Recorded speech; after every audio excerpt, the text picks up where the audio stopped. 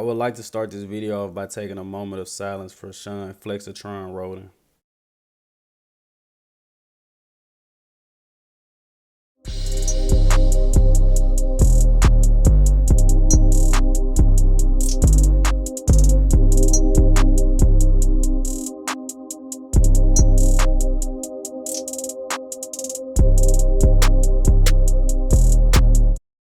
Yo, what is good, YouTube? Krishan checking back in with another video. First things first, if you're watching this video, go ahead and drop a like, drop a sub, and drop a comment as well. Now, I hope you guys peeked a little bit of my new intro going forward, but I'm actually going to make a whole separate video talking about Sean Roden, so I'm not going to too much touch on that in this video. Just want to mention that to you guys. If you didn't see it in the intro, go back and double check. But I actually want to talk about the 2021 Prague Pro. I actually have a lot to say about this show, guys. Let's talk. Let's talk, guys. Let's conversate. Anything you guys want to say, any opinions that you guys have on this show, please put it in the comment section below. Let's get a discussion going, man. But I first want to start off by saying, man, this is one of the most aesthetic lineups I have ever seen in my life.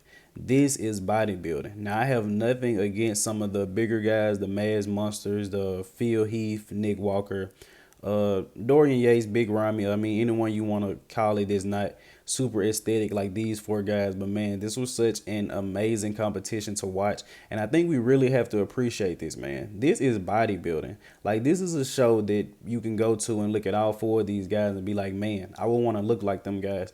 Now, it may not be too achievable, so to say, but going out and seeing like a Big Ramy, a Nick Walker, and a King Williams, it doesn't seem too achievable. And also, some people don't like the Maz Monster look. It's kind of a little bit too freaky for them, where these guys have kind of more streamlined physiques. Even though if you see them in person, they are huge and monsters. Now, big congrats to Samson winning this show.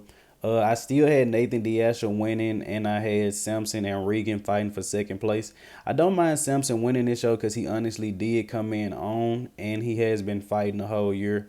I believe he looks amazing from the side, but still I had Nathan no lower than third place. In all honesty, I do believe that Nathan got robbed at this show, and I just want to throw that out there. I'm not too pissed, or I guess, or too heated about it, but I do believe Nathan D'Asha should have placed higher. Now, Rafael Brandao, well, actually, let me clarify.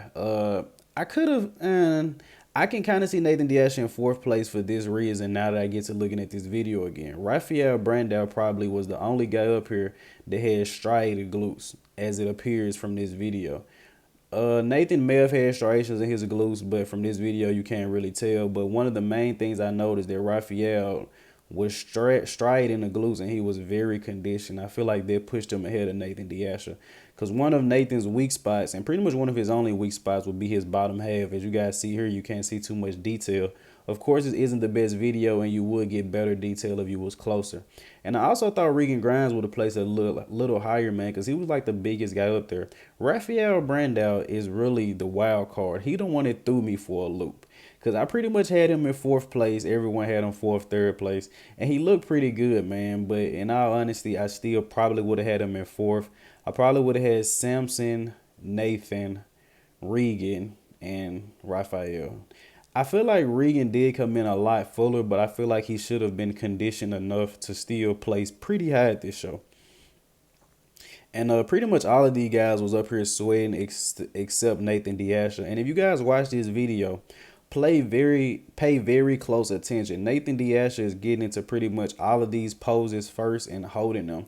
I don't think I've ever seen Nathan hold poses like this, man. And excuse the video quality. This was recorded off a phone and they went down right there for some reason. But Nathan D'Asha looks incredible, man. But he does look to be a little shorter in this lineup. I believe all of these guys have to be stepping above the line, because they make Nathan D'Asha look like he's about 5'7", 5'8".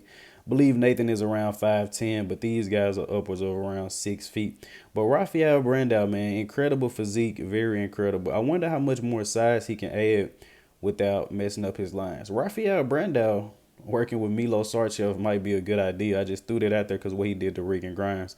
But Raphael is actually working with Chris, the technician Aceto, and Chris is doing everything right, man. So I'm actually very interested to see how many of these guys are going to compete next week. As soon as Samson won, he got on the phone with Milos, and Milos was already talking about going to the next competition. And Samson said it's gonna be 60-40.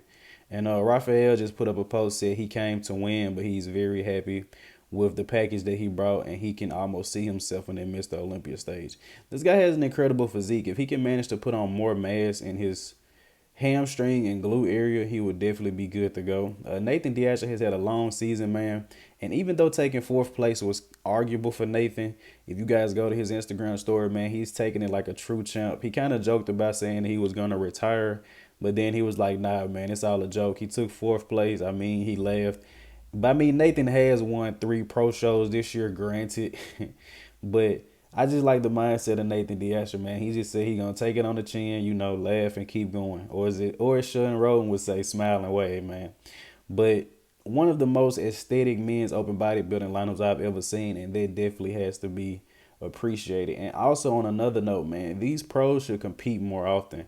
Look at all the notoriety and all the publicity these guys have. Imagine if we had Heidi Chupin out there, a Nick Walker, a Ian Valliere. These guys can pretty much win all of these shows, which is not a knock on these guys that we have in front of us, but these guys that I'm speaking of are already have been to the Olympia stage. They've already placed top 6. And think about how much money they could make, how much notoriety they would have, how much publicity they would get.